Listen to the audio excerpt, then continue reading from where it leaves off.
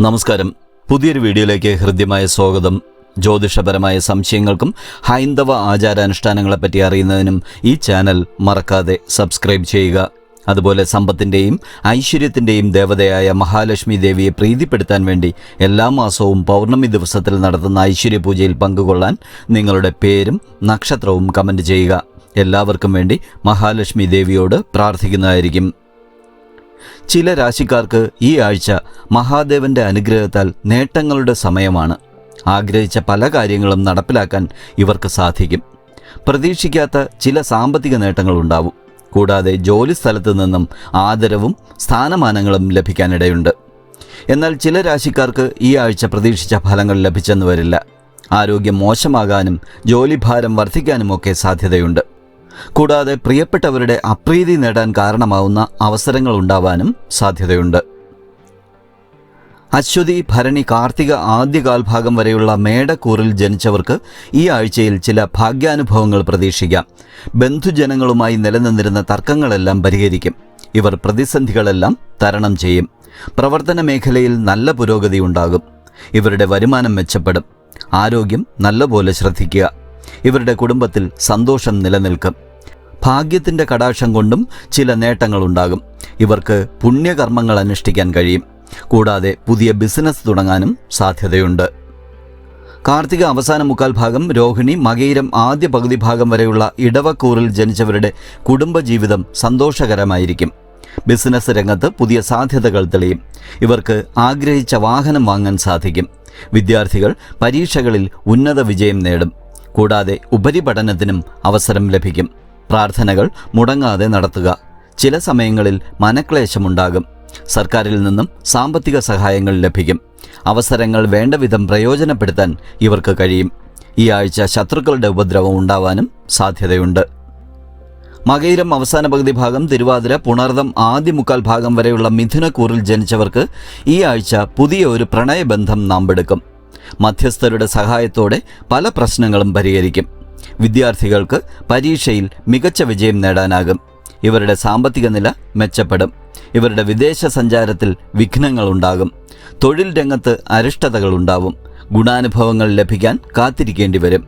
ആരോഗ്യം നന്നായി ശ്രദ്ധിക്കുക. അതുപോലെ ഇവർക്ക് ഈ സമയത്ത് വായ്പകൾ അനുവദിച്ചു കിട്ടാൻ സാധ്യതയുണ്ട്. പുണർദം അവസാന കാൽഭാഗം, പൂയം, ആയില്യം വരെയുള്ള കർക്കിടകക്കൂറിൽ ജനിച്ചവർക്ക് ഈ ആഴ്ച ചില ഉയർന്ന ചുമതലകൾ ലഭിക്കും. ഗുണദോഷ സമ്മിശ്രമായ ഒരാഴ്ചയായിരിക്കും ഇത്. ഇവർ ഏറെ നാളായി പ്രതീക്ഷിച്ചിരുന്ന ഒരു അറിയിപ്പ് ഈ സമയത്ത് വന്നു ചേരും. ഇവരുടെ പ്രവർത്തന രംഗത്ത് അനുകൂലമായ മാറ്റങ്ങളുണ്ടാകും.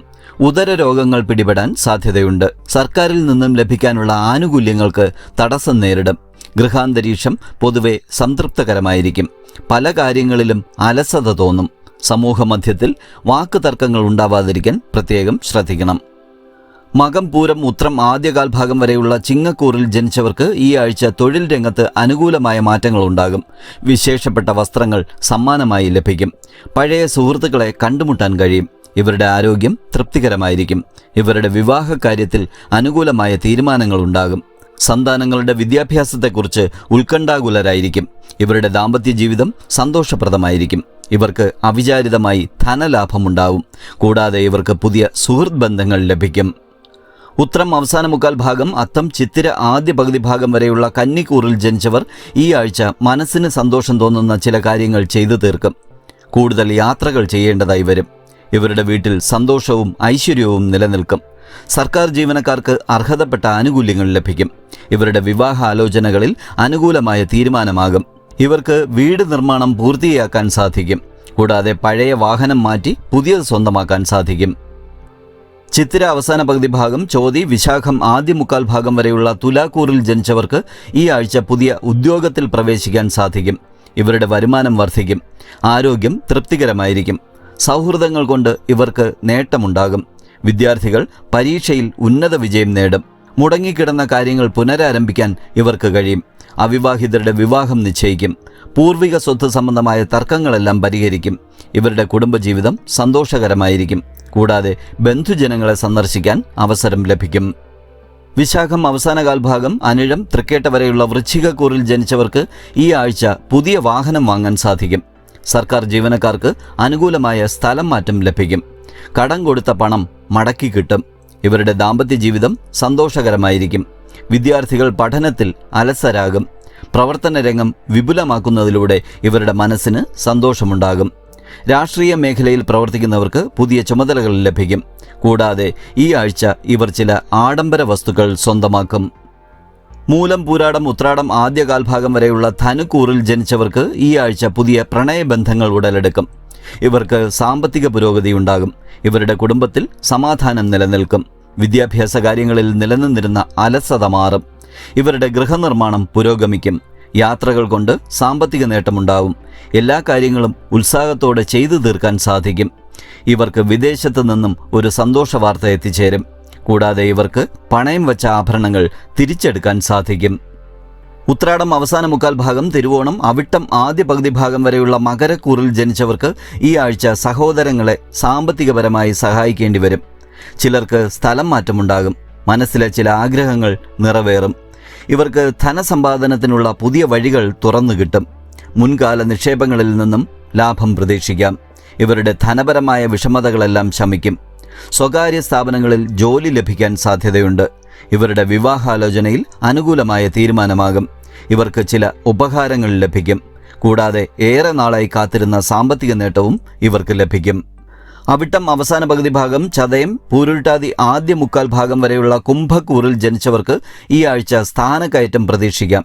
ഇവർക്ക് വിദേശ യാത്രയ്ക്ക് അവസരമുണ്ടാകും. ഇവരുടെ കുടുംബത്തിൽ സമാധാനം നിലനിൽക്കും. ഏറ്റെടുത്ത പ്രവർത്തനങ്ങളിൽ വിജയിക്കുവാൻ കഠിന ശ്രമം വേണ്ടിവരും. ചില ആഗ്രഹങ്ങൾ നിറവേറ്റാൻ ഇവർക്ക് സാധിക്കും. പണമിടപാടുകളിൽ കൃത്യത പാലിക്കും. മേലുദ്യോഗസ്ഥരുടെ പ്രീതി സമ്പാദിക്കും. എതിരാളികളെ വശത്താക്കാൻ ഇവർക്ക് സാധിക്കും.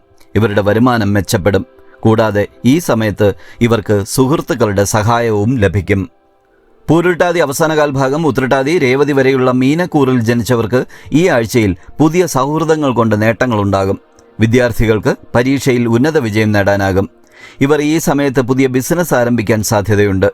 ഇവരുടെ ദാമ്പത്യ ജീവിതം സന്തോഷകരമായിരിക്കും. ഇവരുടെ വരുമാനം മെച്ചപ്പെടും. കുടുംബസ്വത്ത് കൈവശം വന്നു ചേരും. അനാവശ്യ വിവാദങ്ങളിൽ നിന്നും വിട്ടുനിൽക്കുവാൻ ശ്രദ്ധിക്കുക. ഇവരുടെ ആരോഗ്യം മെച്ചപ്പെടും. കൂടാതെ ഇവർക്ക് ഈ ആഴ്ച പുണ്യസ്ഥലങ്ങൾ സന്ദർശിക്കാനുള്ള യോഗവും കാണുന്നുണ്ട്. ഈ വീഡിയോ ഇവിടെ പൂർണ്ണമാവുന്നു. മറ്റൊരു വീഡിയോയുമായി വീണ്ടും കാണുന്നവരെ എൻ്റെ എല്ലാ പ്രിയപ്പെട്ടവർക്കും നന്മകൾ മാത്രം ഉണ്ടാവട്ടെ എന്ന് പ്രാർത്ഥിച്ചുകൊണ്ട് നന്ദി, നമസ്കാരം.